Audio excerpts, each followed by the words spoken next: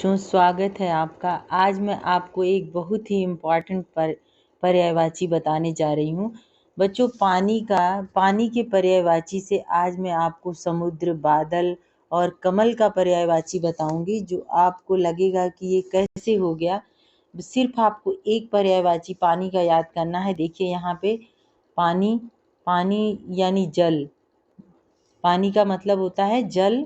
पानी जो हम पीते हैं उसको कहते हैं जल, और उसी का अर्थ है नीर, उसी का अर्थ है तोय, वारी, अम्बु।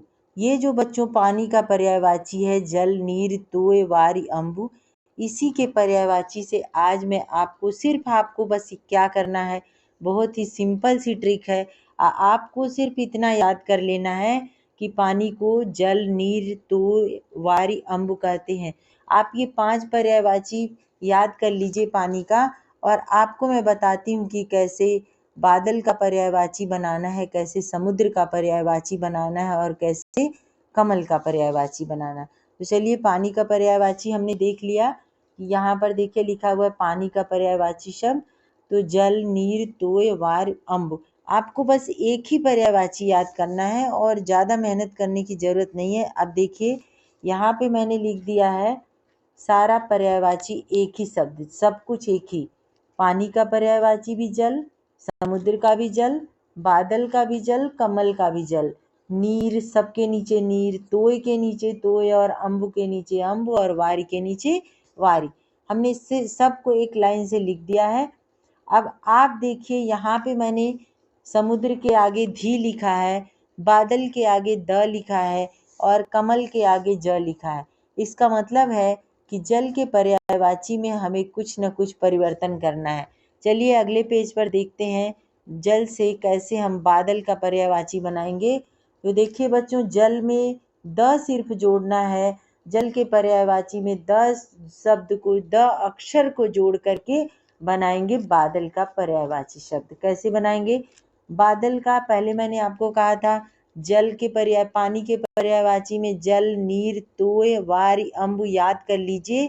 आपको इसी से मैं समुद्र का, बादल का और कमल का पर्यायवाची बनाना बताऊंगी। तो अब देखिए बादल के पर्यायवाची में जल प्लस द बराबर जलद, नीर प्लस द बराबर नीरद। नीर का अर्थ है पानी, द जोड़ देने से ये बादल का पर्यायवाची बन गया। नीर को धारण करने वाला, जल को देने वाला, जो नीर को देता है, पानी को देता है, उसको बादल कहते हैं। तो नीरद, जलद। तोय को, तोय मतलब पानी प्लस द, तोयद। तोयद का अर्थ होता है बादल। अम्बु प्लस द, अम्बुद। अम्बुद का अर्थ भी होता है बादल। वारी प्लस द, वारिद का अर्थ भी होता है बादल। तो बच्चों आपने देखा जल, नीर, तोय, अम्बु, वारी, ये जो 5 शब्द हैं, इसमें सिर्फ हमने द जोड़ा है और कुछ भी नहीं किया है। यहाँ पे आप देख लीजिए पानी के पर्यायवाची में जल, नीर, तोय, वारी, अम्बु है, इसमें हमने कुछ जोड़ा नहीं है। ये पानी का पर्यायवाची, और पानी के पर्यायवाची में ही अब आप देखिए कि कैसे हमने बादल का पर्यायवाची सिर्फ द जोड़ करके बादल का पर्यायवाची बना दिया। अब अगला है जल के पर्यायवाची से ही बनाए ज जोड़ करके कमल का पर्यायवाची। तो बच्चों अब हम लोग देखिए कैसे, यहाँ पर मैंने कमल लिखा है और यहाँ पर जल प्लस ज, जल प्लस ज, जल में जन्म लेने वाला। जल, जल मतलब पानी, ज मतलब जन्म लेने वाला, जो पानी में जन्म लेता अर्थात जलज, अर्थात कमल। कमल जो है वो पानी में जन्म लेता है।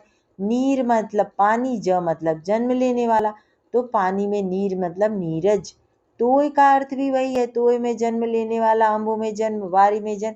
तो यहाँ पर देखिए तोय प्लस ज, अम्बु प्लस ज, वारी प्लस ज, वारिज, तोयज, अम्बुज, जलज, ये सारे जो हैं बच्चों सिर्फ हमने कमल के पर्यायवाची में को बनाने के लिए पानी के पर्यायवाची को लिख दिया, और बस सिंपल सा ट्रिक है, इसमें ज जोड़ा तो ज जोड़ने से बन गया कमल का पर्यायवाची।